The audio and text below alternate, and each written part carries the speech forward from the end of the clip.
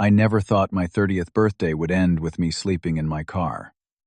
One minute I was setting the table for a family dinner. The next I was watching my father change the locks on my apartment.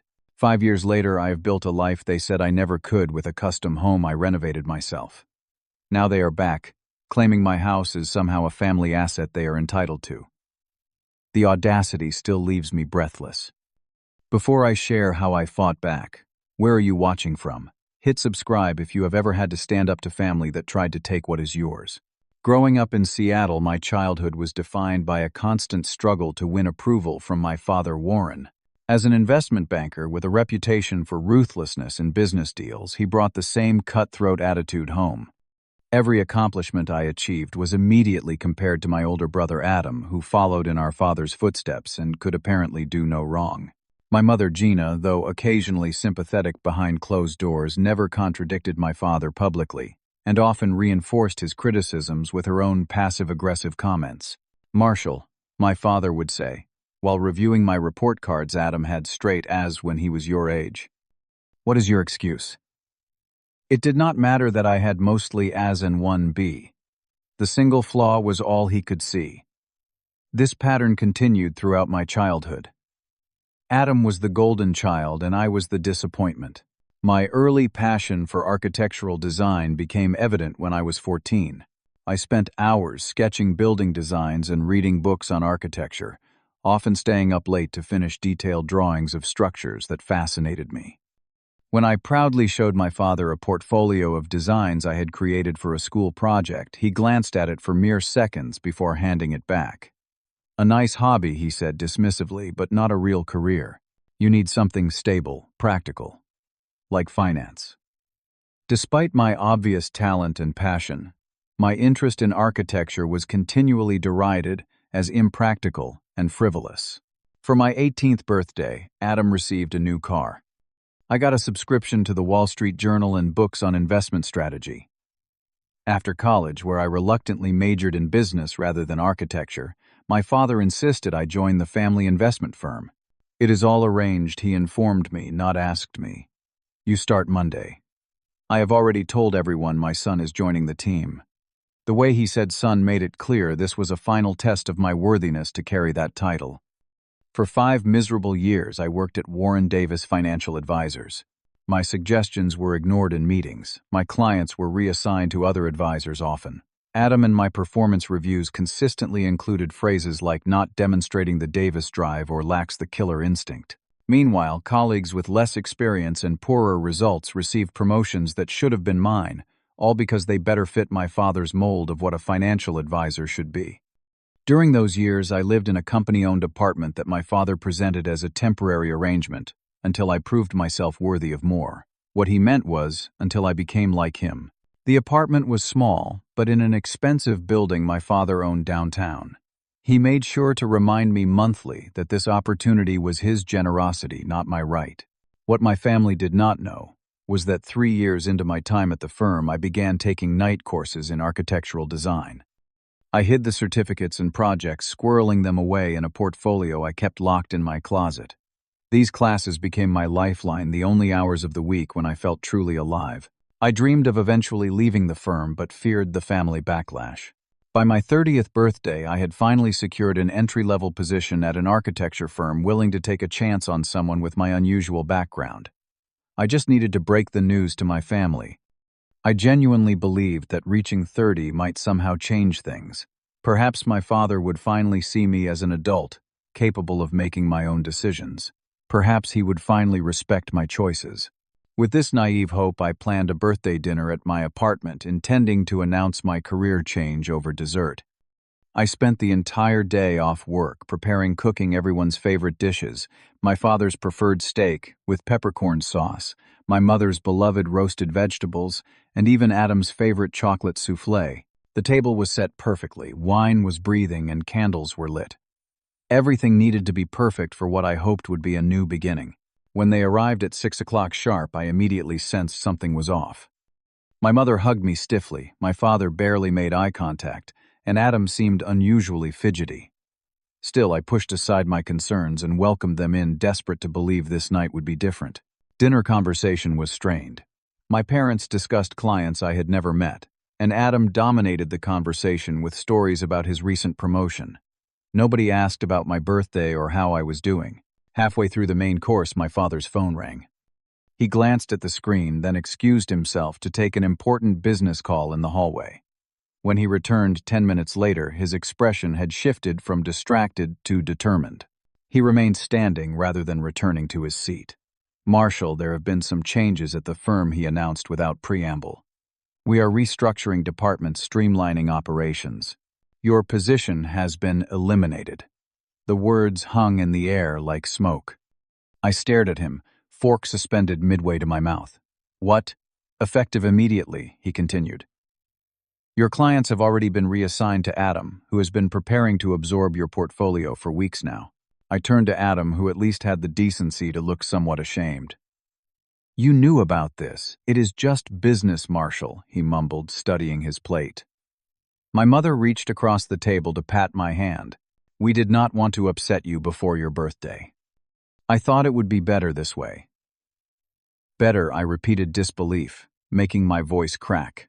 "How is ambushing me at my birthday dinner better?" My father pulled a document from his jacket pocket and placed it on the table, narrowly missing the gravy boat. "This is just a reminder that this apartment is company property. As you are no longer with the company, you will need to vacate immediately." Immediately, the room started to spin. "Dad, this is my home. I have lived here for 5 years." "It was a temporary arrangement," he corrected. "The lease clearly states occupancy is contingent upon employment. You have 60 minutes to collect your essential belongings. Building security has been notified." As if to prove his point, he produced a set of keys and held them up. "I have already arranged for the locks to be changed at 8 o'clock. Anything left behind can be collected next week during business hours." In a daze, I watched as my father began clearing the food I had spent hours preparing, scraping it unceremoniously into the trash. My mother stood awkwardly by the door while Adam began examining bookshelves as if mentally cataloging what might be worth keeping. "Is there anything else?" I asked, still unable to fully process what was happening. My father's expression remained impassive. "Your bank account. The joint family account has been reconfigured. Your access has been removed.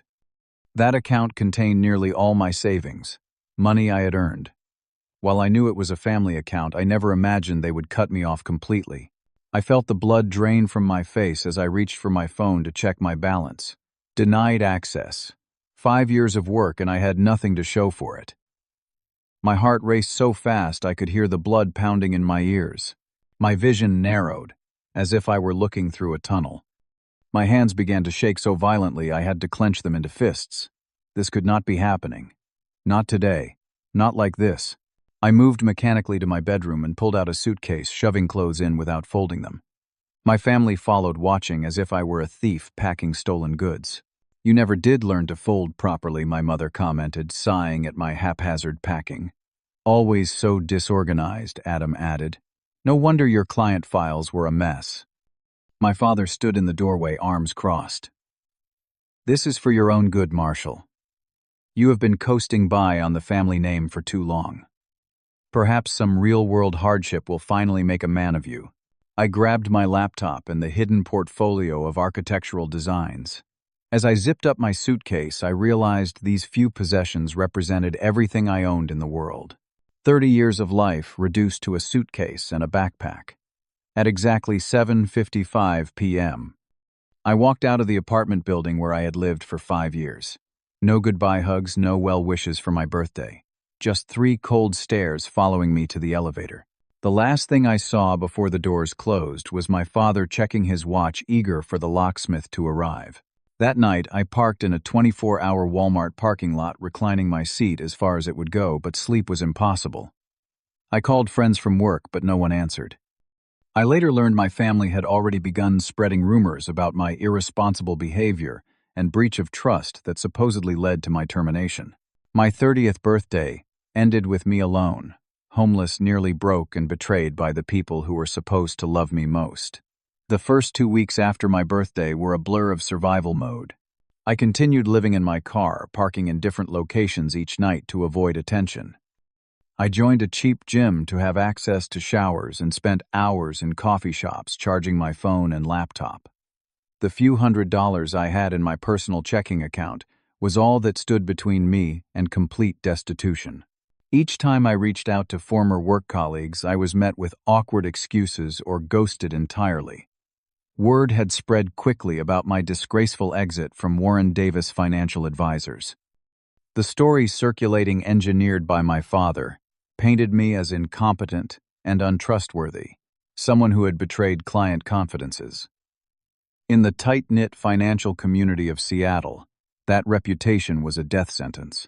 I applied to every financial firm in the city, then expanded my search to banks, insurance companies, and even retail positions. Each application was rejected, often after an initial expression of interest. My family's influence ran deeper than I had realized. After the 15th rejection in 10 days, I sat in my car with only $143, remaining seriously considering driving back to my parents' house to beg forgiveness and accept whatever humiliating terms they might offer. Instead, I drove to a small coffee shop far from the financial district, one where I was unlikely to encounter anyone who knew my family.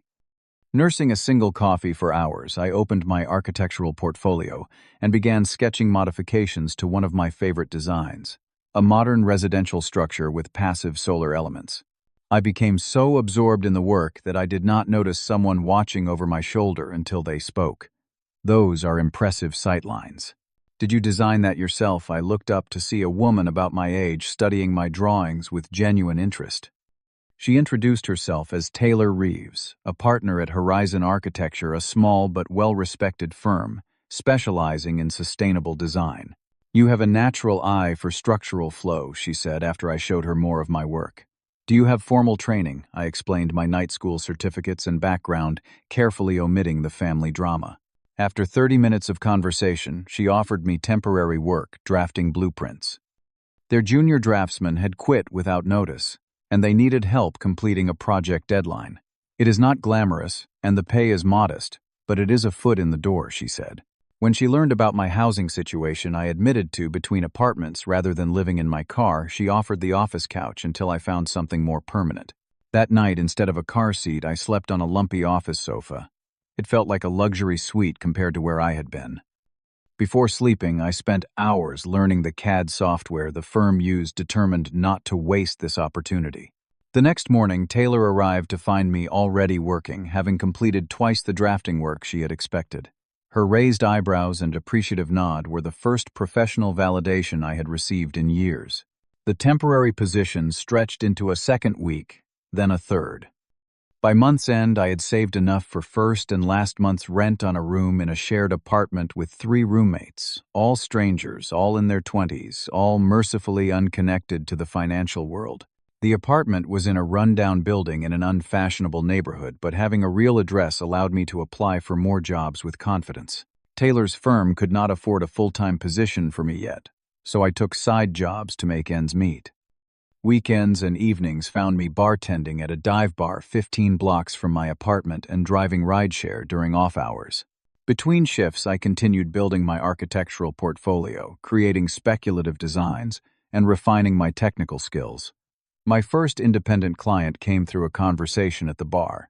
A regular customer complained about contractors who could not understand his vision for renovating a small commercial space.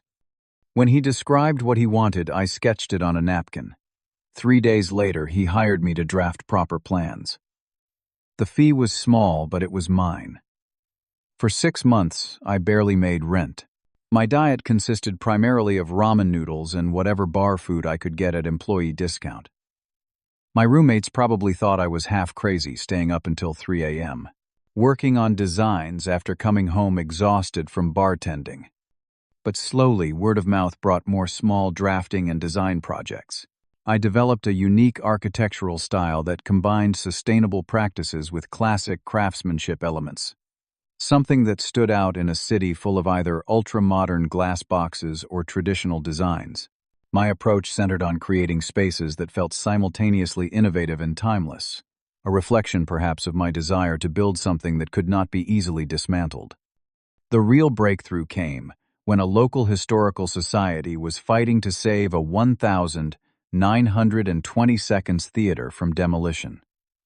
The developers claimed renovation was financially impossible, given modern building codes. On a whim, I submitted a pro bono design that preserved the historic facade and key interior elements while reconfiguring the space to meet code requirements and include revenue-generating retail spaces. My proposal not only won over the Historical Society, but caught the attention of a local news station that ran a feature on the theater battle. The segment included my renderings and a brief interview, where I explained my philosophy of honoring history while embracing progress. That 30-second television spot led to more clients in 1 month than I had found in the previous 6. A year after being thrown out of my apartment, I joined Westlake Design Associates as a junior partner. The position came with a modest but stable income, and more importantly, legitimacy in the architectural community.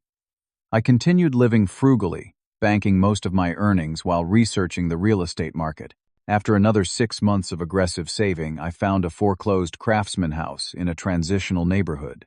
Built in 1923, it had good bones but needed extensive renovation. The roof leaked, the foundation needed repair, and the electrical system was dangerously outdated. The asking price reflected these issues, $275,000 for a house that would be worth twice that if properly restored. When I approached banks for a mortgage, I encountered the same wall of rejection that had blocked my job applications.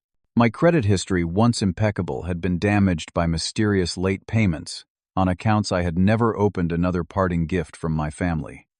After 5 rejections, I secured an appointment with a loan officer at a small credit union unaffiliated with major banks. Instead of just bringing financial documents, I arrived with a complete set of architectural plans for the renovation, a detailed budget, and projected value assessments. The loan officer, initially skeptical, became increasingly interested as I walked him through my vision for the property and my qualifications to execute the work myself. "I have never had someone present a mortgage application quite like this," he admitted. "You have basically done my risk assessment for me." 2 weeks later, the loan was approved. The next 18 months were a blur of work, renovation, and learning. By day, I designed buildings for clients. Evenings and weekends found me replacing roof tiles, rewiring electrical panels, and learning plumbing skills from YouTube videos. Every extra dollar went into the house. When funds ran short for a particular repair, I would design custom furniture pieces to sell online using the workshop I had set up in what would eventually become the garage. The renovation tested my resolve in ways I had not anticipated. During the first winter, the heating system failed completely during a record cold snap. I spent 3 nights huddled in a sleeping bag beside a space heater while teaching myself how to install a new high-efficiency furnace. When spring rains revealed leaks in the basement, I learned waterproofing techniques by necessity, working through a weekend without sleep to prevent structural damage. Each challenge became an opportunity to make architectural choices that symbolized my new freedom. Where the original house had small, compartmentalized rooms much like the constrained roles my family had tried to force me into, I opened up the floor plan, creating spaces that flowed naturally into one another. I replaced confining walls with exposed beams that supported the structure while allowing light and movement between areas. By the end of the renovation, the house value had climbed to $620,000 according to an independent appraisal.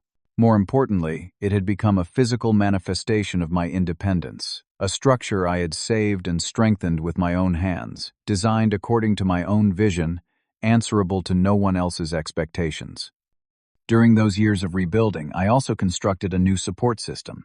My neighbor Dorothy, a retired teacher who had lived on the street for 40 years, became a surrogate grandmother figure, bringing over homemade bread and practical advice about the neighborhood's history.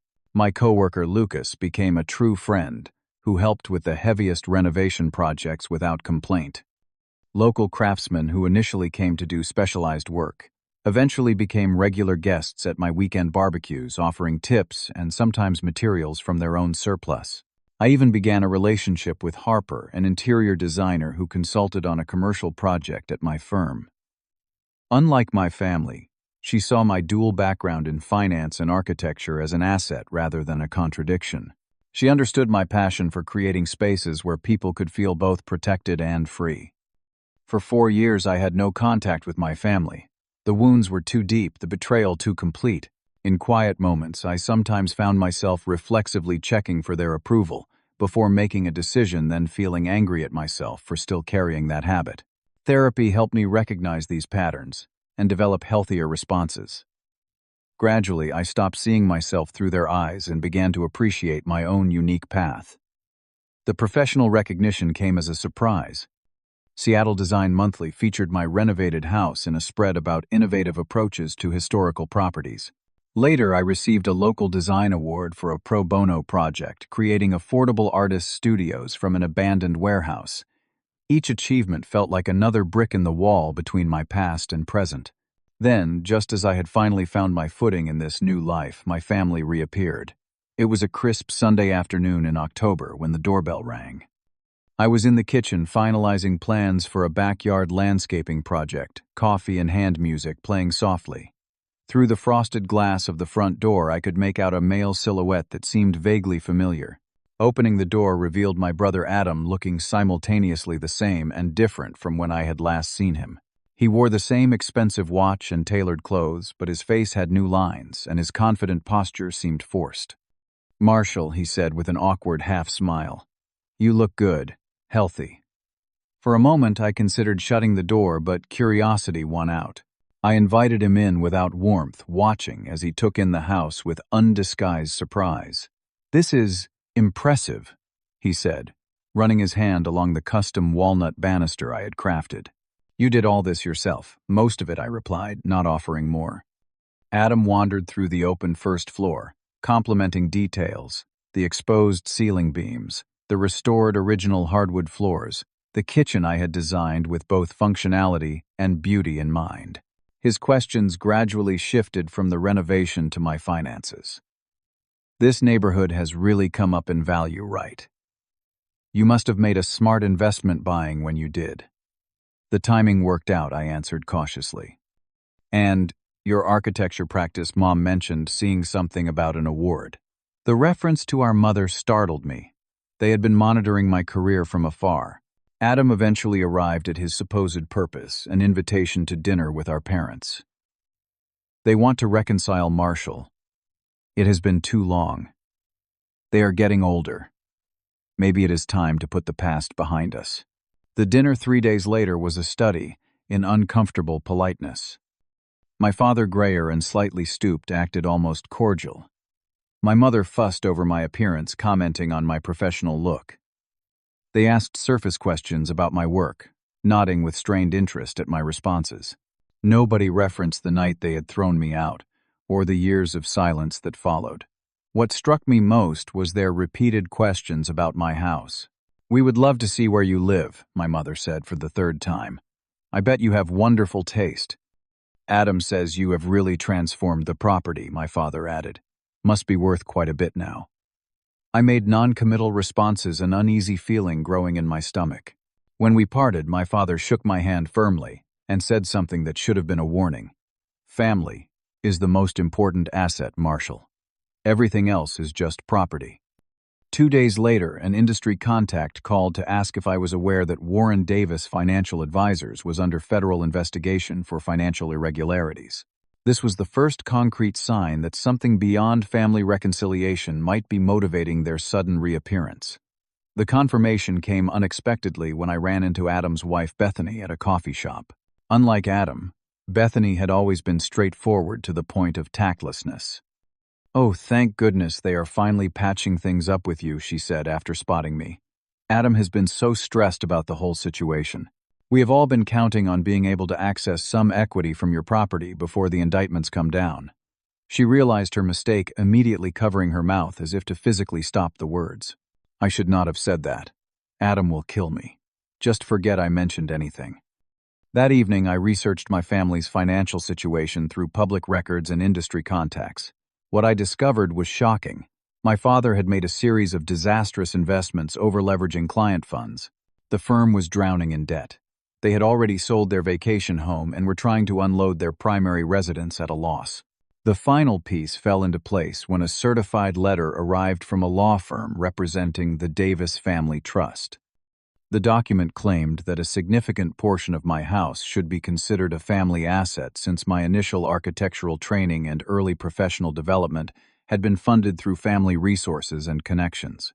The letter argued that my success was only possible due to my privileged upbringing and the business acumen instilled by the Davis family business practices.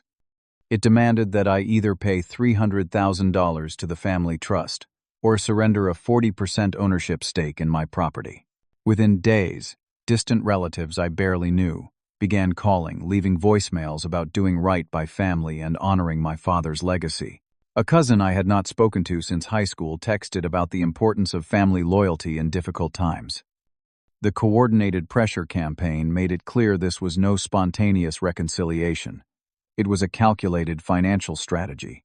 I was still processing this betrayal when my parents and brother arrived unannounced at my house on a Saturday morning.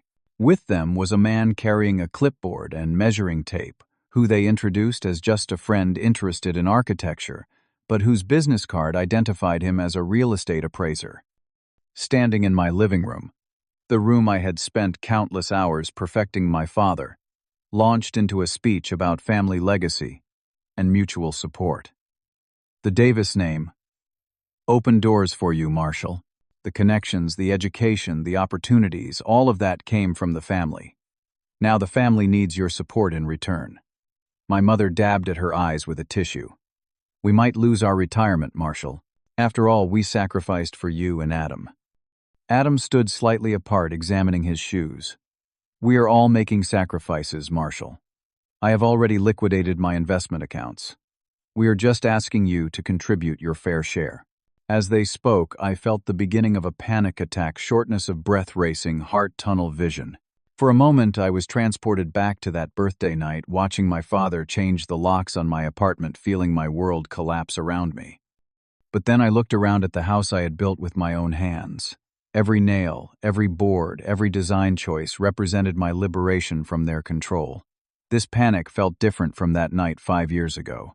That night I had been blindsided and helpless. Today I stood on my own foundation. Get out, I said quietly, interrupting my father mid-sentence. Do not be dramatic, Marshall. We are talking about a family obligation here. If you cannot manage the cash payment, we can structure a get out of my house, I repeated louder this time. All of you. Now, my father's face darkened with the familiar expression of contempt I had grown up fearing. You ungrateful little, I said, get out. The force of my shout surprised even me. You threw me away like garbage on my birthday. You left me homeless, penniless, and alone. You destroyed my professional reputation and sabotaged my credit. Now you think you deserve a piece of what I built despite you, not because of you. My father stepped toward me, finger raised as if I were still a child to be scolded. We will take this to court, if necessary. No judge will side with a son against his family. We will take this house by force if we have to. Something in me snapped. I walked to the door and held it open. Try, but do it from outside my property, which you are now trespassing on. When they hesitated, I pulled out my phone. Leave now, or I call the police and have you removed. My mother gasped at the indignity. Adam grabbed the appraiser's arm and headed for the door. My father was the last to leave, turning at the threshold. This is not over, Marshall. Not by a long shot. After they left, I collapsed on the kitchen floor, my whole body shaking uncontrollably. That was how Harper found me an hour later, still sitting there trying to breathe through the panic. As she held me and listened to the whole story, I made a decision. I would not run this time. I would fight. The first step in fighting back was consulting with an attorney. Harper recommended Sophia Mendez, a friend who specialized in real estate and family law. Sophia reviewed the letter from my family's lawyers and my property documents, then laughed out loud. This is legally nonsensical, she explained. You purchased this property with a documented mortgage in your name alone. You have receipts for materials and improvements. Your family contributed exactly $0 to this property.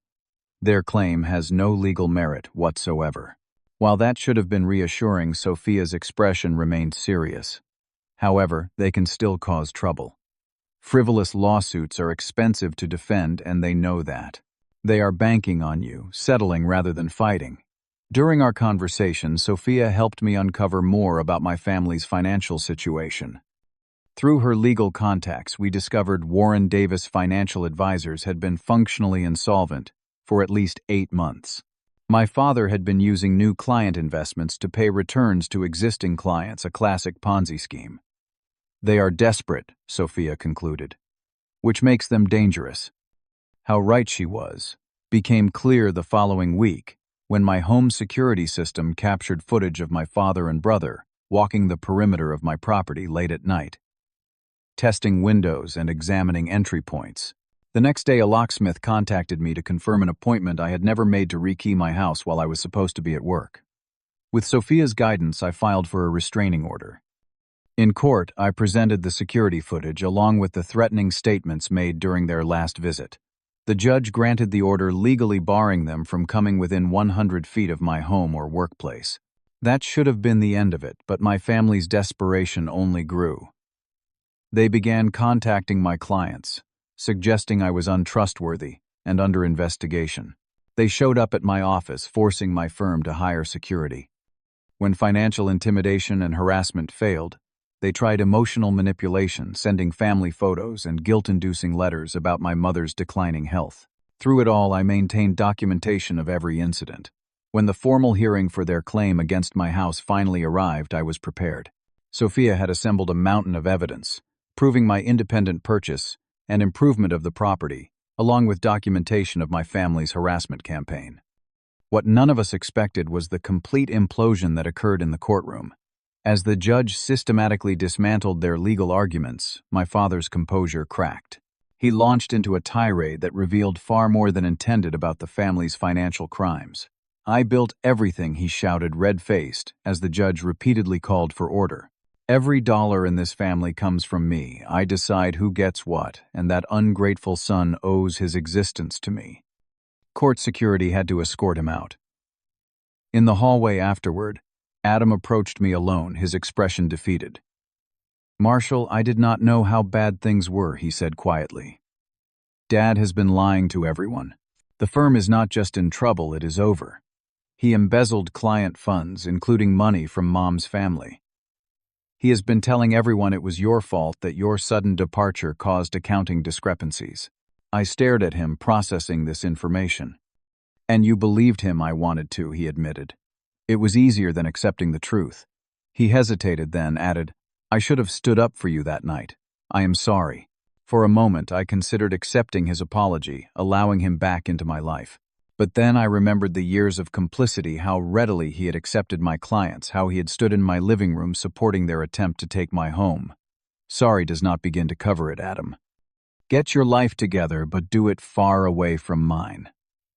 The court decisively rejected my family's claim to my house, ordering them to pay my legal fees and issuing a permanent injunction against further harassment. Within weeks, news broke that Warren Davis Financial Advisors was under federal investigation. My father eventually faced criminal charges for financial fraud, and the firm collapsed entirely. The victory brought no joy, only relief and a strange emptiness. I had won, but at what cost? The final severance of any hope for a real family relationship left a wound that legal vindication could not heal. In the months that followed, I began the true work of recovery. With Harper's encouragement, I started therapy to address the complex trauma of family betrayal. The therapist helped me understand that my achievements were not despite my family's treatment, but because of my resilience in overcoming it. The qualities that made you successful, creativity, determination, self-reliance, developed because you had to forge your own path, she explained. Those strengths are yours, not theirs. I channeled my healing energy into completing the few remaining house projects, landscaping the backyard with native plants, building a meditation garden in a sunny corner. Each improvement became a symbolic reclamation, a way of saying, "This space is truly mine now." Harper moved in 6 months after the court case, bringing warmth to rooms that had sometimes felt too empty.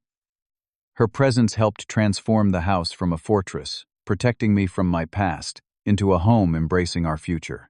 I joined a support group for adults estranged from family, finding solace in the stories of others who had made the difficult choice to prioritize their well-being over toxic relationships.